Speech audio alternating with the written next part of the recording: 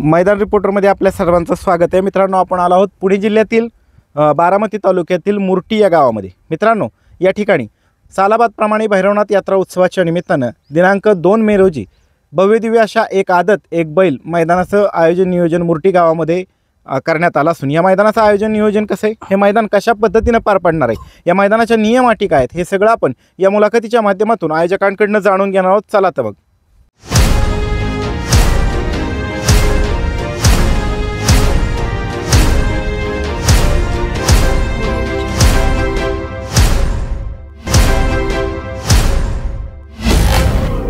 दादा नमस्ते। नमस्ते। आपलं नाव? किरण जगदाळे। काय सांगाल दादा, मैदानाच्या संदर्भामध्ये किती तारखेला मैदान संपन्न होते आणि कशा निमित्त आहे? भैरवनाथ यात्रा उत्सवाच्या निमित्तानं मैदान संपन्न होणार आहे आणि 2 मे 2025 रोजी बैलगाड्याचं आयोजन आहे। हे कितवं पर्व आहे तुमचं? हे 4थं पर्व आहे। बरं, आणि काय सांगाल कुठं संपन्न होणार आहेत ह्या शर्यती? ह्या शर्यती आमच्या मुर्टी लोणीउपकर रस्त्याच्या लगतच श्री स्वामी समर्थ मंदिराच्या जवळच हे मैदान संपन्न होणार आहे। ह्या फाटीवरती किती मैदान होऊन गेलेली आहेत? आतापर्यंत 4 मैदान होऊन गेलेले आहेत। बरं दादा, आता मैदानाचं स्वरूप काय, आदत आहे का ओपन आहे? आदतचं नियोजन आहे। बरं, कशा पद्धतीने यावर्षी मुर्टी गावामध्ये यात्रा उत्सव साजरा केला जातोय? ह्या वर्षी आमच्याकडे 2 मे रोजी भव्य बैलगाड्याच्या शर्यतीचं नियोजन आहे। 4 मे रोजी हळदी समारंभ आहे। 5 मे रोजी भैरवनाथाचं लग्नाचं आहे आयोजन। 6 मे रोजी भव्य असं आपलं बैल कुस्त्यांचं आयोजन केलेलं आहे। ह्या कुस्त्यांमध्ये महाराष्ट्र केसरी तसेच भारत केसरी असे मोठमोठे चॅम्पियन ह्या स्पर्धेत येणार आहेत। आणि 7 मे रोजी धुमाकूळ ऑर्केस्ट्रा खास महिलांसाठी आयोजन केलेलं आहे। मित्रांनो, भव्यदिव्य अशा कार्यक्रमाचं आयोजन नियोजन यात्रेनिमित्त या गावाने केलेलं आहे। दादा, आता या मैदानाचं बक्षिसाचं स्वरूप प्रथम ते शेवटपर्यंत सर्व सांगा। प्रथम बक्षीस आहे 81,000 रुपये, तसेच 2 डाले। द्वितीय बक्षीस आहे 61,000 रुपये व 2 डाले। तृतीय बक्षीस आहे 41,000 रुपये व 2 डाले। चतुर्थ बक्षीस आहे 21,000 रुपये व 2 डाले। 5वं 6वं 7वं बक्षीस आहेत 11,000 रुपये व 2 डाले। बरं दादा, आणि गटपास करणाऱ्या बैलगाडी मालकाला काय सन्मान चिन्ह देणार आहात का? ट्रॉफी आणि सन्मान चिन्ह देण्यात येणार आहे मित्रांनो गटपास करणाऱ्या गाडीसाठी। आणि प्रवेश फी किती ठेवण्यात आली? 800 रुपये। या मैदानाची परवानगीची प्रोसेस कुठपर्यंत आली? अंतिम टप्प्यामध्ये आहे। येत्या 2 दिवसात परवानगी मिळून जाईल। हे संपूर्ण मैदान माननीय सर्वोच्च न्यायालय, त्याचबरोबर महाराष्ट्र शासन व अखिल भारतीय बैलगाडी संघटना महाराष्ट्र राज्य व अखिल भारतीय बैलगाडी संघटना बारामती तालुका यांनी घालून दिलेल्या नियम अटीनुसार पार पडेल का? हो, सर्व नियमानुसार पार पाडणार। संघटनेने दिलेले नियम आहेत। या मुलाखतीच्या माध्यमातून तुम्ही महाराष्ट्रातील तमाम बैलगाडी चालक मालकांना मैदानात सहभाग घेण्याच्या संदर्भामध्ये आणि ऑनलाईन नोंद करण्याच्या संदर्भामध्ये काय आव्हान कराल? ऑनलाईन नोंदणी प्रक्रिया चालू झालेली आहे। सर्व बैलगाडा शौकीनांनी या आमच्या भव्य दिव्य मूर्तीच्या स्पर्धेसाठी सर्वांनी ह्याच्यामध्ये सहभाग घ्यावा व आमच्या यात्रेची शोभा वाढवावी। चालतंय, धन्यवाद दादा। नमस्ते। नमस्ते। आपलं नाव? विकास खोमने। काय सांगाल दादा, मैदानाच्या संदर्भामध्ये ह्या मैदानावरती किती मैदान होऊन गेलेली आहेत? 4 मैदानं झाली। बरं, आता हे मैदान कसं आहे, मैदानातली माती कशी, रान कसं आहे? मातीचं रान आहे, तसं थोडासा रेवाट आहे।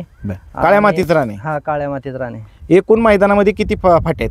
9 फाटे आहेत मित्रांनो। एकूण मैदानामध्ये 9 फाटे आहेत। फाटीच्या आतमधलं अंतर किती दादा? 14 फूट आहे। त्याचबरोबर हे आदतचं मैदान आहे, त्याच्यामुळे पल्ला किती ठेवण्यात आलेला आहे? पल्ला 750 फूट ठेवण्यात आलं। त्या आता ह्या मैदानाचं आपण मित्रांनो व्हिडिओच्या माध्यमातून तुम्ही पाहू शकत असाल।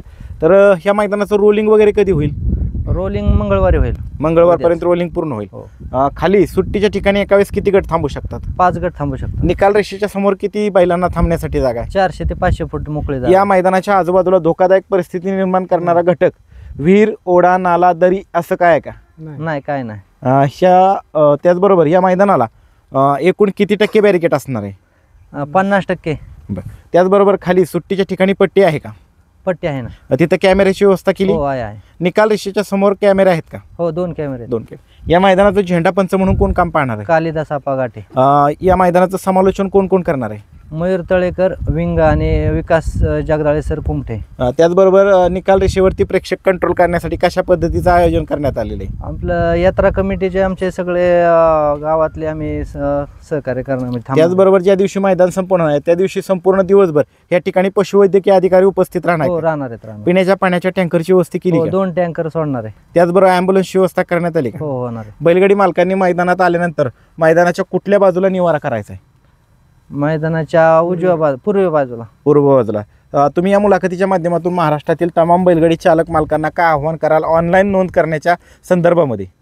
ऑनलाईन नोंद तरी सर्व बैलगाडा मालकांनी ऑनलाईन नोंद जास्तीत जास्त करावी व मैदानाची शोभा वाढवावी. ही जी मैदानाचं तुम्ही बॅनर जाहीर केले, बक्षिसं जाहीर केलेली आहेत, ही संपूर्ण बक्षिसं विजेत्या बैलगाडी मालकांना पूर्ण रकमेची मिळणार का? पूर्ण रकमेची बक्षीस मिळणार. त्याचबरोबर आता आपण पाहतोय महाराष्ट्रामध्ये ठिकठिकाणी अवकाळी पाऊस पडतोय, त्याच्यामुळं या मैदानाच्या अवकाळी पावसाच्या संदर्भातल्या अपडेट आपल्या मार्फत वेळोवेळी बैलगाडी शर्यत क्षेत्रातल्या व्हॉट्सअप ग्रुपला दिल्या जातील का? हो, दिल्या जातील. त्याचबरोबर ज्या दिवशी मैदान संपन्न आहे त्या दिवशी समजा पाऊस आला तर त्या दिवशी पाऊस आल्यानंतर कशा पद्धतीचा निर्णय घेतला जाईल? बैलगाडी मालकांच्या हिताचा निर्णय घेतला जाईल. चालते, धन्यवाद दादा. धन्यवाद. मित्रांनो, आपल्या समवेत आहेत प्रसिद्ध निकाली पंच नाना गरुड. नाना नमस्ते. नमस्ते. नाना, काय सांगाल? तुमची पण अचानकच भेट झाली, रान बघायला आले होते. नाना, काय रान कसं आहे? रान पाळायला चांगलं आहे. थोडं काय झालं मध्ये माती होती तर त्यांना सांगितलं, आल्यानंतर सांगितलं आम्ही की रोलिंग करून घ्या. रोलिंग करून तर ते पण त्यांना त्या सूचना केल्यात? हा, सूचना केल्या. यात्रा कमिटी पण ते मान्य केले, बरं. बाबा रोलिंग 2 दिवसात आम्ही करून घेतो म्हणून. यात्रा कमिटीने काय सांगितलं? निकाली पंच म्हणून कोण काम पाहणार आहे? निकाली पंच म्हणून यात्रा कमिटीच आहे आणि आपण वेळ पडली तर आपण सहकार्य करणार, म्हणजे नाही का, त्यांना सगळं सहकार्य करायचं. बरं बरं. त्याचबरोबर आता नाना, या मैदानामध्ये बैलाच्या कुठल्या अवयवावरती निकाल दिला जाईल? प्रथम तर मी सांगतो की अखिल भारतीय बैलगाडी संघटना आणि महाराष्ट्र शासन यांच्या नियमानुसार मैदान होणार आहे. जे त्यांचे नियम आहेत, जो बैलाचा पार्ट पुढं असेल, जो अवयव, त्याच्यावरती निकाल देणार आहे. त्याचबरोबर गटाला अथवा सेमीफायनलला विजेत्या गाडीवरील चालकाने बैलाच्या शिफ्टीचा चावा घेतला, ही बाब तुमच्या निदर्शनास आली अथवा कोणी ऑब्जेक्शन घेतलं तर ती गाडी बाद केली जाईल का? 100% ऑब्जेक्शन घेण्यासाठी किती गटाचा कालावधी असेल? 3 गटाचा कालावधी आहे तो. त्याचबरोबर त्या चालकावरती काय कारवाई केली जाईल? जे आता अखिल भारतीय बैलगाडी संघटना आणि आमची यात्रा कमिटी मिळून त्याच्यावरती 100% आम्ही योग्य ती कारवाई एका वेळेस किती गट खाली जातील? 5-5 गटांनीच आहे नियोजन. त्यांना टाइम लिमिट किती असेल? 7 मिनिटाचा. त्याचबरोबर गटाला समान गाड्या उतरल्या तर कशा पद्धतीने निर्णय असेल? गटाला जर सामान उतरलं तर त्या गाड्यांना आपण परत सेमीला चान्स देणार आहे. आणि सेमीला समान गाड्या उतरल्या तर तर त्यांनी ते ऍडजस्ट करायचं किंवा मग परत चिठ्ठी टाकून आम्ही संगनमत नाही झालं तर चिठ्ठी टाकून एक गाडी आम्ही पुढे नेणार. त्याचबरोबर खाली पट्टीची व्यवस्था आहे, हो, खाली कशा पद्धतीची नियमावली असणार? नाही, जे संघटनेचे नियम आहेत, पट्टीचा विषय, बैलाचा किंवा यांचा पाय पुढे आला तर आता या आदतचं मैदान आहे, फाट्या पण भरपूर रुंद आहेत, तरी सुद्धा लॉबी टचचा निर्णय कसा असणार आहे? लॉबी टचचा निर्णय असा आहे की बैल जर तासातनी पळाला तर गाडी लॉब नाही, पण तासाच्या वर छकडं म्हणजे छकड्याचा चाक किंवा बैलाचा पाय गेला तर ती गाडी बाद आहे. मित्रांनो, ज्या पद्धतीने अखिल भारतीय बैलगाडी संघटनेचा लॉबी टचचा निर्णय आहे त्याच पद्धतीने या ठिकाणी तो नियम लागू असणार आहे. म्हणजे लॉबी टचला निकाल आहे, मात्र लॉबीच्या बाहेर बैलाचा एक पाय अथवा गाडीचं एक चाक बाहेर गेलं तर ती गाडी पूर्णपणे बाद केली जाईल. डबल बैल पळाला तो ऑब्जेक्शन घ्यायला किती कालावधी? पूर्ण दिवसाचं. त्यांनी फायनल पर्यंत ऑब्जेक्शन घेतलं तर ती गाडी ऑब्जेक्शन घेणाऱ्या व्यक्तीने काय करायचंय? त्यांनी ते कुठल्या गटात पहिला पळाला आहे, नंतर कुठल्या गटात पळाला आहे ते खात्री करून आम्हाला सांगितलं की आम्ही ती गाडी बाद करणार. या मैदानामध्ये थेट आयोजकाची अथवा गावगाडी फायनलला पळणार नाही ना? फायनलला नाही पळणार आणि बाहेरची पण गाडी गावाच्या नावा पळणार नाही. आता तुम्ही या मुलाखतीच्या माध्यमातून महाराष्ट्रातील तमाम बैलगाडी चालक मालकांना काय आव्हान करताल ऑनलाईन नोंद करण्याच्या संदर्भामध्ये? मालकांना एवढंच आवाहन करतो की ऑनलाईन नोंद करून घ्या, जेणेकरून आपल्याला पटापट मैदान लवकर उरकून सगळ्यांना व्यवस्थित होईल. आणि पळायला पण रान चांगले, त्यांना रोलिंग हे करायला सांगितलं, त्यामुळं जास्तीत जास्त सहभाग करून सहकार्य करा. यात्रेचं मैदान आहे. चालतंय, धन्यवाद. आपल्या समेत मोरगावमधील प्रसिद्ध बैलगाडी मालक पोपट पालवे आहेत. नमस्ते दादा. नमस्ते. तुम्ही आज मैदानाची पाहणी केली, कशा पद्धतीने मैदान केलंय मोठेकरांनी? अतिशय सुंदर अशा फाट्या पाडलेल्या आहेत त्यांनी. काळवटीचं रान आहे, वासरांना पळायसाठी चांगलं रान आहे. रोलिंग बिलिंग करणार आहेत ते, आता सांगितले त्यांना आम्ही. फाट्या आत वासरांना पळण्यासारख्या आहेत, एकदम जुळून फाट्या नाहीत, अंतर चांगलं आहे फाट्याच्या आतमधील, त्यामुळे काही वासरांना अडचण येणार नाही पळायसारखी. बरं, काय आव्हान करताल बैलगाडी चालक मालकांना सहभाग घेण्याच्या संदर्भात? जास्तीत जास्त बैलगाडी मालकांनी येऊन मैदानाची शोभा वाढवली पाहिजे आणि वासरांना पळण्यासारखं रान चांगलं आहे, त्याच्यामुळे काय अडचण येणार नाही. चालते, धन्यवाद दादा. मूर्ती गावातील प्रसिद्ध डॉक्टर रोहित मोरे सर आहेत. रोहित मोरे सर, नमस्ते. नमस्ते दादा. काय सांगाल, कशा पद्धतीनं यावर्षी मूर्ती ग्रामस्थांनी मैदानाचं आयोजन नियोजन करण्यात आले? सालाबादप्रमाणे याही वर्षी भैरवनाथ यात्रेनिमित्त भव्य असं आदत बैल मैदान आहे. या मैदानाचं नियोजन दरवर्षीप्रमाणे नेहमीच्याच फाटीवर आहे. फाट्यांबद्दलची माहिती तुम्हाला सर्वांना माहिती आहे. या मैदानाचं अतिशय सुंदर असं आयोजन नियोजन केलेलं आहे. सर्व बैलगाडी मालक चालक यांना आव्हान आहे, लवकरात लवकर नोंद करून या ठिकाणी आमच्या गावच्या मैदानाची शोभा वाढवावी ही विनंती. नमस्ते. आपलं नाव? माझे नाव विलास हरिदास बालगुडे, गाव मुर्टी, तालुका बारामती.